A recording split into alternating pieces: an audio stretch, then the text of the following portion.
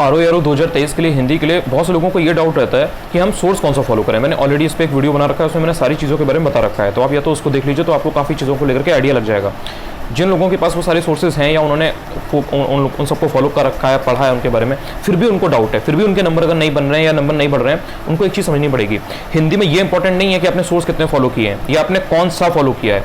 Matter ये करता है कि जो आपने फॉलो किया है वो कितना बेटर वे में फॉलो किया है। अगर आपने आदित्य भी फॉलो किया, लेकिन अगर आपने अच्छे से फॉलो किया तो आप ये जान जाओगे कि यहाँ पे कहाँ पे इसमें एरर है, कहाँ पे इसमें सही लिखा है, कहाँ पे इसमें गलत लिखा है, तो आप उसको फिर सही कर लोगे। बट अगर आपने पढ़ा तो है एक बार दो बार आदित्य को भी, एक दो बार आपने कोई और बुक पढ़ी है, एक दो बार डिकोड पढ़ ली, एक दो बार आपने घटनाचक्र के PYQ लगा लिए, एक दो बार आपने हरदेव भारी पढ़ी है, एक दो बार आपने पृथ्वीनाथ पांडे पढ़ी है, एक दो बार आपने वासुदेव नंदन जी की किताब पढ़ी है, लेकिन रिवाइज किसी को नहीं किया। हर किताब को एक एक बार पढ़ा है, हर सोर्स को एक एक बार दो बार पढ़ा है, तो आपके दिमाग में कंफ्यूजन होगा और जब वहां पर एक्चुअल एग्जाम में इजी क्वेश्चन भी आएंगे तो आप गलत कर दोगे।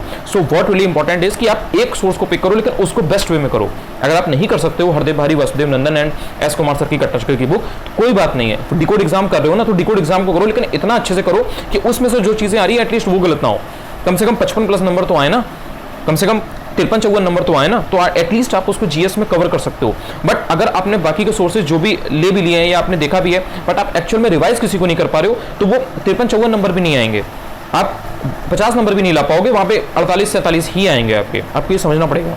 सो अगर आपके पास सिर्फ और सिर्फ S कुमार सर की घटनाचक्र की बुक है ना, उसको भी मैक्सिमाइज कर सकते हो आप। उसको इतनी बार रिवाइज करो, उसमें जो 6 टॉपिक्स आपको पढ़ने हैं आरओ 2023 के लिए, उसको इतना ढंग से रिवाइज करो कि आपको एक एक चीज क्लियर हो, उसमें डाउट ना हो। जब 4 ऑप्शन आते हैं तो वहां पे ये क्लियर हो कि यार इसमें तो यही है।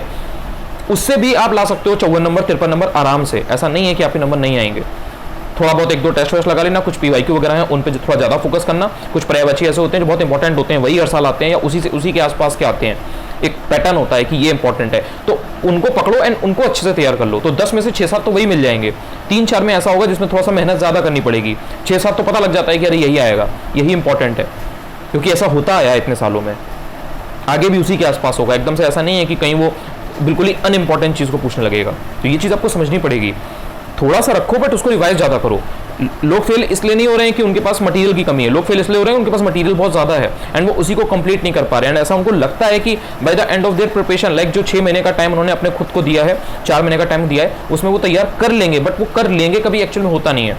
आपको डेली के डेली देखना पड़ेगा, एनालाइज करना पड़ेगा। जो भी स्टेप आप ले रहे हो, जो भी सोर्स आप फॉलो कर रहे हो, जो भी चीज़ें आप, जो टेस्ट पेपर ले रहे हो, जो कोचिंग का बैच आप ले रहे हो, आपको एनालाइज करना पड़ेगा कि आप प्रिपरेशन में कहाँ हो, कितना आपने अचीव किया, कितना आप आगे बढ़े, वरना 1-2 महीने ऐसे ही बीत जाएंगे। सो आपको समझना पड़ेगा, एक सोच लो उसको 10 बार करो।